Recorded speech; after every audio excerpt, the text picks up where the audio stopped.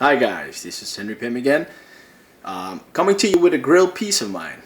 I I got this statue this Saturday actually, and this is one of the pieces that I consider to be a grilled piece for me personally, and I'll show you guys why.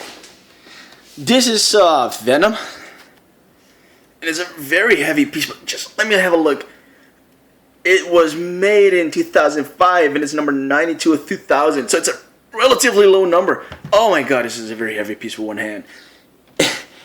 And I work out. This Venom piece is special to me. And it has a story. I mean, Spider-Man number 347, you can look it up, was the very first comic I picked up as a kid. It was drawn by Eric Larson, and it featured Venom on the cover, holding a Spider-Man skull and saying something, something Shakespearean as "Alas, Spider-Man," I knew him well, or something like that. And that made an impression on me. I mean, I bought the comic as a kid. It was a Dutch translated comic published by Junior Press, but it introduced me to the whole world of comics. And I still have that comic. I love it. I've always loved it. I love the art in a comic book, but I mostly love Venom. Such a menacing character, such a real threat to Spider-Man, and I was blown away by it. And Spider-Man was really afraid of him. I can really remember the fear that Spider-Man felt for this character, and I always wanted to get a good Venom. I used to own a couple of Venom busts, mini busts, by Bowen and by Diamond Select and whatever. But the problem was that they never depicted him in a way that I wanted. And when I saw this one, I was looking at another Bowen piece. It was the Spider-Man versus Venom Bowen diorama, and it was also a very good piece. But the teeth of that Venom resembled more of a dog and not Venom that I knew from the 347 Amazing Spider-Man. But when I saw this one, I was like, yeah, this is it. And Statue Hunter 75 was actually selling one, but we couldn't get to an agreement on the price, which happens, no biggie.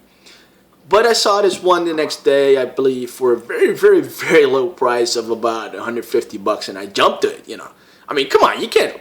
For that price, I could have let that go. Sorry, my cat jumped on here. Get off. Oh, sorry about that. My cat just fell. He's okay. Don't worry about him. He always lands on his feet. So I jumped on it, and I haven't regretted it. It took 3 weeks to get it from the States, which is normal. Sometimes it gets here in a week, depending on which coast you are, I mean, the best for me is when you're on the East Coast, because the East Coast has a shorter transit period to the Netherlands, and when you're on the West Coast, etc., etc., etc. Let's have a look at the face. The menacing face on this beast, the teeth, the tongue. Look at it. Ah, love it. I mean, this is a grill piece for me. The grin on this, he's wow. And I'd like to look at the musculature of this character. I love the aesthetic of this piece. You can see the muscle lines, the muscle definition. You can see the necklines, the muscle here in the neck. I mean, for someone who really works out and tries to be, well defined as he is, I mean, this is awesome. I do think that the legs were a bit underdone. I mean, if you look at the muscles in upper body, this is a bit underwhelming. But who cares? What I do like, and a friend of mine who had a look at the statue, told me about this.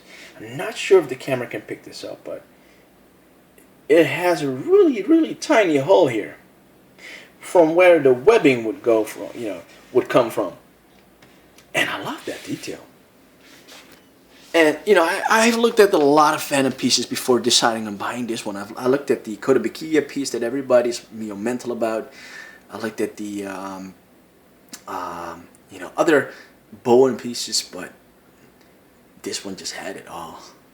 I want to look at the back of the piece, or the statue itself, and then I'll look at the base. The iconic, spider. I mean, everybody knows this, the history of the suit. Spider-Man got the suit, of course, in Secret Wars. An epic story, by the way. If you haven't read that, pick it up. And he rejected it because it was a sentient suit, and it took over, more and more, made him gradually more dark. And after a while, he, the suit went over to Eddie Brock, who, of course, had a grudge against Spider-Man. And they became Venom. And later on, Venom had changed, and Eddie Brock, he lost the suit to Mac Gargan and stuff like that. But for me, the only real Venom is, Eddie Brock. And if we look at the base, you can see the skulls here. You can see the sewer here.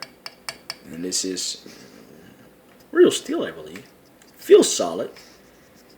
The sewer itself, oh my god, amazing detail. I mean, the sewer pipe here, all the damage here, wow. I mean, some real detail went into here.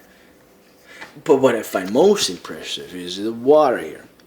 I mean, it made it look like sewer water, and, I love the detail on that, And we actually saw that on the Man-Thing piece, that they use this sort of clear kind of substance to cover it in to make it look like water, but it works, it really works. The real surprise is there. You can see that someone is hiding in mortal fear of his enemy, and that's Spider-Man. If you turn the base around, look at the detail here. Wow. You can see that Spider-Man is actually hiding from Venom, fearing for his life. And this is why this reminds me of Venom number 3, Spider-Man number 347. This for me is a Grail piece. One of the couple of Grail pieces I have, and I will always cherish. So I hope you guys enjoyed it. And I'll see you next time. Bye-bye.